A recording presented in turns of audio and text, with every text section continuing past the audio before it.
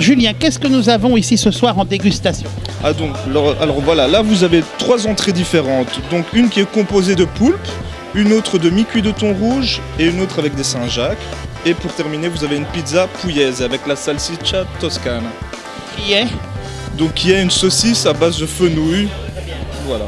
Donc sinon, maintenant je vais vous expliquer premièrement le thon rouge. Donc c'est un petit mi-cuit de thon rouge avec une petite sauce du vitello tonato. Bon, vous connaissez bien le vitello tonato avec la sauce, anchois, capre, thon. Ici, les Saint-Jacques donc sont snackés avec tous les accompagnements de légumes divers et une petite émulsion de basilic. Et ici, pour terminer, vous avez le poulpe grillé à la plancha sur un petit lit de purée de pois chiches. Voilà. Et sinon, là, comme vous le constatez, sur la pizza pugliese, vous avez la saucisse italienne, les cime di rape. Et donc il y a un peu de radicchio pour donner le côté croustillant. Et avec ces plats différents, qu'est-ce que vous conseillez à nos lecteurs de boire quand ils viennent ici? Alors moi ce que je conseille c'est une petite bière comme un bon italien ou sinon directement aller sur un petit vin du sud de l'Italie. Moi personnellement ce que j'aime bien c'est un petit livelli salice salentino. Olia. Exactement, des Puglia. Ou sinon, En blanc? plutôt en rouge. D'accord. Voilà. Julien, ce plat ici, une spécialité de la maison. Voilà, c'est le best-seller de la maison, donc c'est les tagliatelles avec la salsiccia toscana, toujours avec l'arrière-goût de fenouil, et le chef fait ça en ragoût. Donc c'est vraiment une sauce qui est préparée, mijotée, et voilà, c'est ce qu'on vend le mieux quand on passe.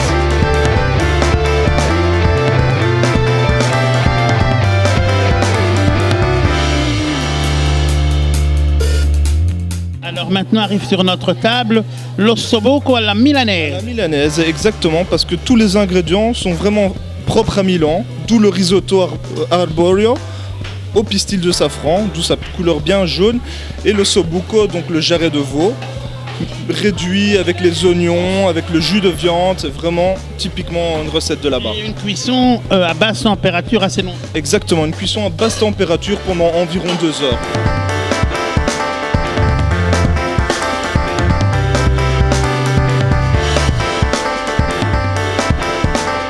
Alors Romain vient d'arriver ici sur la table, quelque chose de magnifique, c'est quoi? C'est un tiramisu. Donc c'est la spécialité du chef en ce qui concerne les desserts. Vous avez mascarpone, café avec boudoir, amaretto et chocolat en poudre dessus. Chef et Romain, merci de votre accueil aujourd'hui. Prego, qui est le nom de votre restaurant, qui définit quand même un mot superbe de la langue italienne, prego. Alors, quel est l'état d'esprit de votre restaurant? La bonne humeur, la joie, le savoir-faire. Et aussi les produits sains, de qualité et les produits qui ont un goût déjà par eux-mêmes. C'est ça, la matière première. C'est la matière première qui vaut tout. La matière première brute que vous travaillez évidemment, mais avec tellement peu d'ajouts qu'on a le goût initial. Quand tu as la matière première, vous avez le goût. Hein. N'importe quel produit que vous faites, si le produit est bon, tout est bon.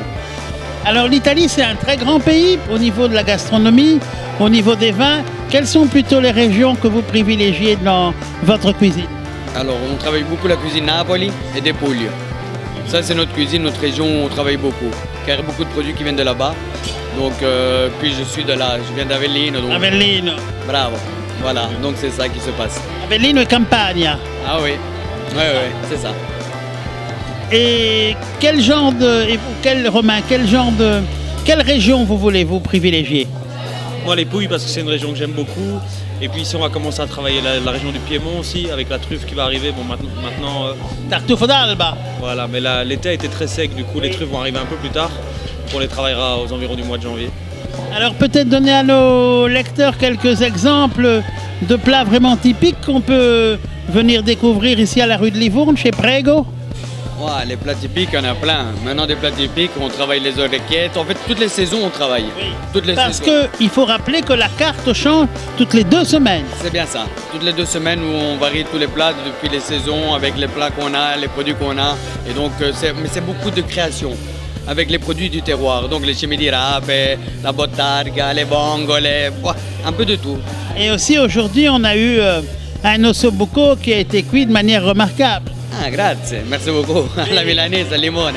C'est ça, donc vraiment l'ossobuco qui est fait comme à Milan, avec le citron, mais une préparation aussi, une cuisson tout à fait particulière. Oui, il faut minimum 2 heures de cuisson, à basse température. Donc cuisson très lente, basse température, et on arrive à avoir une viande qui vraiment se décompose presque naturellement, parce qu'elle est très moelleuse, très douce. C'est bien ça, c'est bien ça. C'est ça. Vous avez tout défini en vos paroles. Alors, qu'est-ce que dans tous vos plats, qu'on va décrire d'ailleurs, que nos lecteurs retrouvent dans l'article écrit, quels sont les vins, soit que vous conseillez, soit que vous privilégiez dans la maison? Je suppose un peu les pouilles aussi, Salento, Salentino. Salento, Salentino, on fait le Primitivo aussi. Maintenant voilà, ça dépend si les gens ont pris plutôt de la viande, plutôt des crustacés, donc ça on essaye toujours d'accorder mets et vins. Qu'est-ce que vous leur proposez dans vos assortiments? Pour l'instant, on est sur la Sardaigne, on est sur un Canonao en rouge et un Vermentino en blanc. Vermentino qui est aussi le cépage qu'on retrouve en Corse et en Provence au nom de Rolle. Exact. Sinon, on travaille aussi avec tout ce qui est Barbera, d'Alba. Donc le Piémont, Piémont, oui, c'est ça. c'est la région du Barolo. Voilà. Mais bon, Barolo, ça c'est déjà, on va pas boire ça avec n'importe quoi. Ça prend assez beaucoup de goût, du coup. Quoi, un bel ossobo, quoi, un filet pur. Ce sont les Barolo, c'est déjà, on est dans des DOCG de grand niveau. Maintenant, dans les pouilles, voilà, on s'est retrouvé aussi de très très bons vins, notamment de la maison Livelli, qui sont des amis de la famille. Livelli, oui.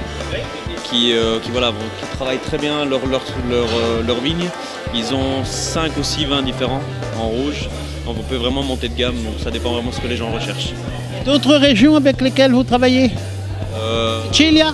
Sicile, non, j'ai juste un Neroda, voilà. On travaille beaucoup avec le Piémont, Toscane, bien entendu. Qu'est-ce que vous proposez, qu'est-ce que vous suggérez en Toscane?